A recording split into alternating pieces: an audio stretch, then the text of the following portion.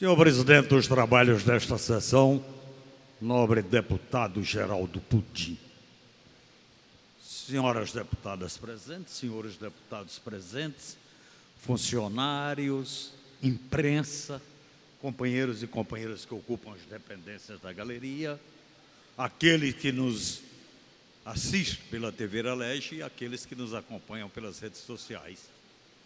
Os dois oradores que me antecederam aqui nesta tribuna falaram de problemas seríssimos e contidos esses problemas exatamente na política pública ou na política de segurança pública.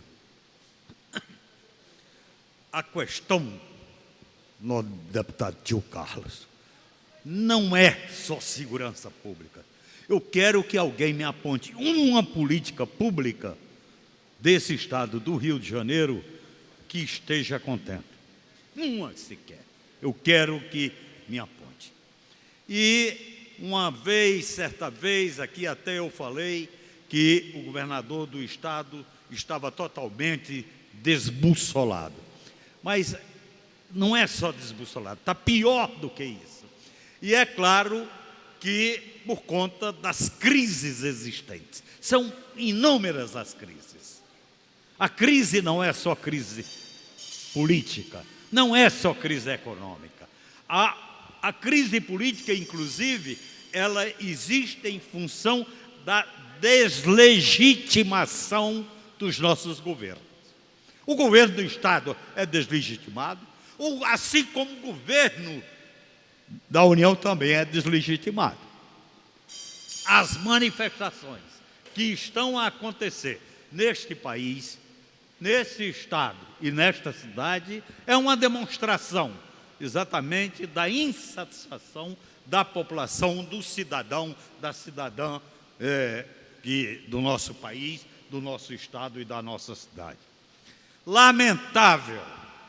E recentemente, o governador Dornelles, ele fez um decreto, 15 decretos, exatamente em cada um deles, dando benefícios fiscais.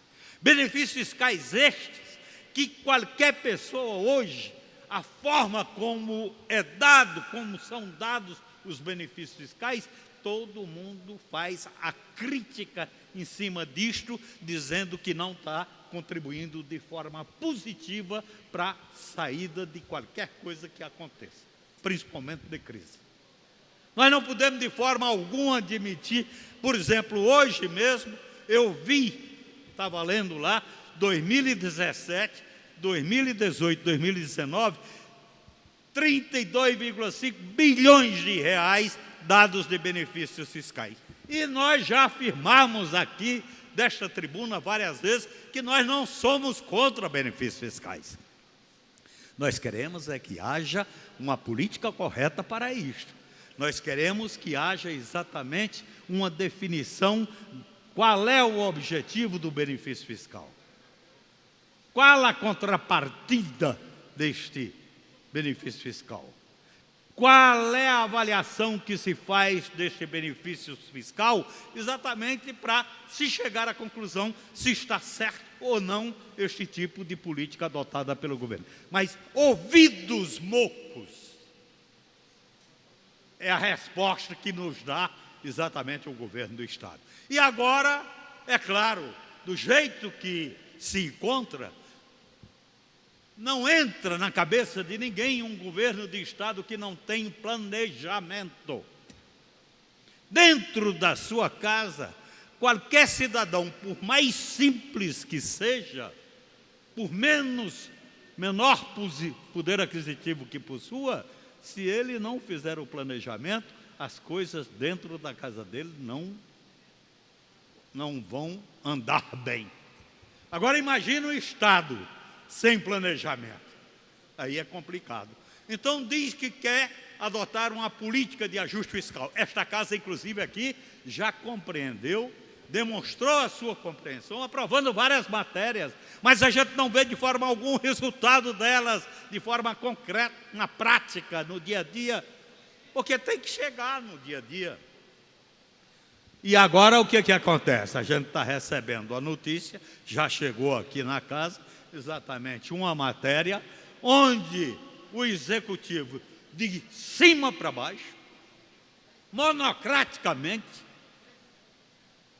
por decreto, diz que o estado do Rio de Janeiro está em estado de calamidade pública. E aí o que acontece? É um ônus que ele tem que pagar. Mas espertamente o que ele faz? Está mandando para esta casa aqui, para que esta casa dê exatamente a sua anuência, a sua aprovação a este tipo de atitude absurda do governo do estado do Rio de Janeiro. Eu acho que nós não devemos de forma alguma cair nesta esparrela, sob a condição de sermos cobrados nas ruas pela irresponsabilidade da gente ter aprovado um absurdo desta natureza aqui na Assembleia Legislativa do Estado do Rio de Janeiro. Então é lamentável o que está acontecendo. E aí, é claro que as coisas estão acontecendo por conta da deslegitimidade do governo do Estado. Não tem nenhum compromisso com o Estado do Rio de Janeiro, com o seu desenvolvimento, com a melhoria da condição de vida da sua população. Não há esta preocupação. Se houvesse, os procedimentos, as atitudes seriam totalmente diferentes destas que nós estamos assistindo diariamente. Então, eu lamento profundamente, acho que esta casa aqui tem que discutir isto de forma de acordo exatamente com a gravidade da situação. Porque parece, veja bem, nesse horário, expediente final, onde cada parlamentar, cada deputado pode se inscrever para usar a tribuna durante 10 minutos, falar sobre um tema qualquer, quer dizer, era para, no mínimo, ter muito mais deputados e deputadas assistindo e participando efetivamente, dando a sua contribuição, exatamente, ou criticando, ou não criticando, exatamente a situação que está aí, e dando a colaboração que deve ser também responsabilidade do Legislativo Estadual do Estado do Rio de Janeiro. Então, eu acho que as ruas estão dando um recado. 42,5%, cerca deste percentual de nulos, abstenção e votos em brancos, é uma demonstração claríssima, exatamente, da indignação do cidadão, da cidadã do Estado do Rio de Janeiro. E da cidade do Rio de Janeiro, porque foi exatamente num processo eleitoral para a cidade do Rio de Janeiro. Mas se nós formos, de repente, para o Estado, provavelmente esse percentual até aumentará. Então, ou isto será encarado como deva ser, nós, parlamentares, deputados do Estado do Rio de Janeiro, encarando de frente, tendo isto como desafio, e que nós temos que dar respostas positivas. E respostas positivas, elas não vão sair de forma alguma da cabeça de meia dúzia de iluminados.